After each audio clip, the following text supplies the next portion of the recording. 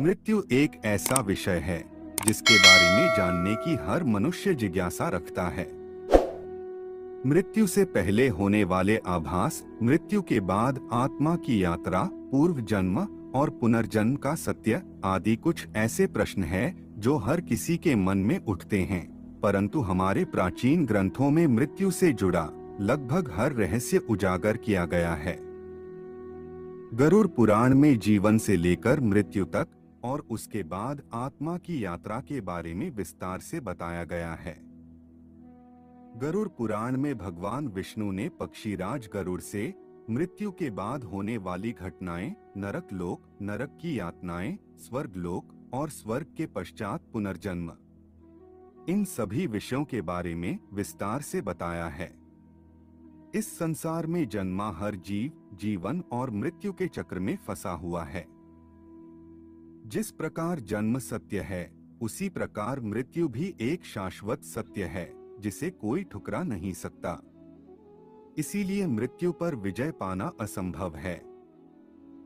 ईश्वर की इच्छा के बिना कोई भी व्यक्ति अपनी आयु से एक क्षण भी अधिक जीवित नहीं रह सकता। हर व्यक्ति जीवन के इस कटु सत्य को जानता है, परंतु फिर भी वह मृत्यु को लेकर भयभीत रहता है। गरुड़ पुराण में मृत्यु के ऐसे संकेतों के बारे में बताया गया है कि जिन्हें हम जान लें तो पहले ही हम पता लगा सकते हैं कि हमारा मृत्यु का समय अब निकट आ चुका है। अगर हम गरुड़ पुराण के प्रेतकल्प अध्याय में जाएं, तो गरुड़ जी भगवान विष्णु से कहते हैं कि हे प्रभु, मृत्यु से पहले दिखने वाले संकेत और मृत्यु आने पर उस व्यक्ति की क्या परिस्थिति होती है और उस समय उसके साथ क्या क्या घटित होता है, कृपया करके आप यह सब मुझे बताएं।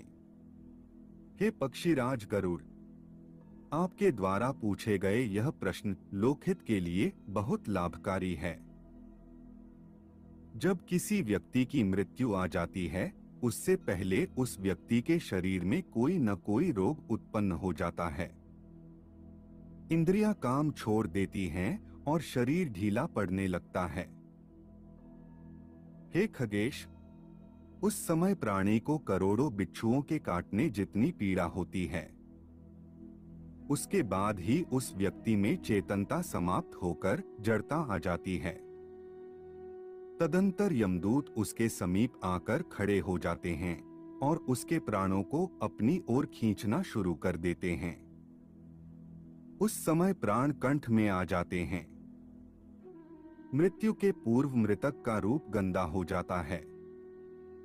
वह फेन उगलने लगता है और उसका मुंह लार से भर जाता है। जो लोग अज्ञान तथा भ्रमित करने का उपदेश देते हैं, वे मृत्यु के समय महा अंधकार में फंस जाते हैं। जो झूठी गवाही देने वाले, असत्यभाषी, विश्वासघाती और वेदों की निंदा करते हैं, वे अति कष्टदायी मृत्यु को प्राप्त होते हैं। उनको ले जाने के लिए लाठी एवं मुद्गर से युक्त, दुर्गंध से भरपूर एवं भयभीत करने वाले दुरात्मा यमदूत आते हैं। ऐसी भयंकर परिस्थिति देखकर प्राणी के शरीर में भयवश कंपन होने लगता है। उस समय वह अपनी रक्षा के लिए अपने माता, पिता और पुत्र को याद करके जोर जोर से रोने लगता है। उस समय प्रयास करने पर भी उस जीव के कंठ से एक भी शब्द स्पष्ट नहीं निकलता। भयवश वह प्राणी की आंखें नाचने लगती हैं। उसकी सांस बढ़ जाती है और मुंह सूखने लगता है। उसके बाद वेदना से आविष्ट होकर वह अपने शरीर का परित्याग करता है और उसके बाद वह सबके लिए घृणा योग्य हो जाता है। वह अंगुष्ठ मात्र शरीर हाहाकार करता हुआ तथा अपने घर को देखता हुआ यमदूतों के पाश द्वारा इस नश्वर शरीर से निकाला जाता है। शरीर से जीवात्मा को निकालने के बाद यमदूत दक्षिण दिशा की ओर प्रस्थान करते हैं।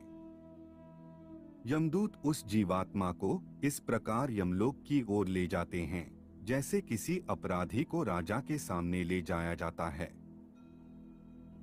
इसके अतिरिक्त जो लोग झूठ नहीं बोलते, जो प्रीति का भेदन नहीं करते, आस्तिक और श्रद्धावान हैं, उन्हें सुखपूर्वक मृत्यु प्राप्त होती है। और जो काम ईर्ष्या और द्वेष के कारण स्वधर्म का परित्याग न करे, सदाचारी और सौम्य हो, वे सब निश्चित ही सुखपूर्वक मृत्यु को प्राप्त होते हैं।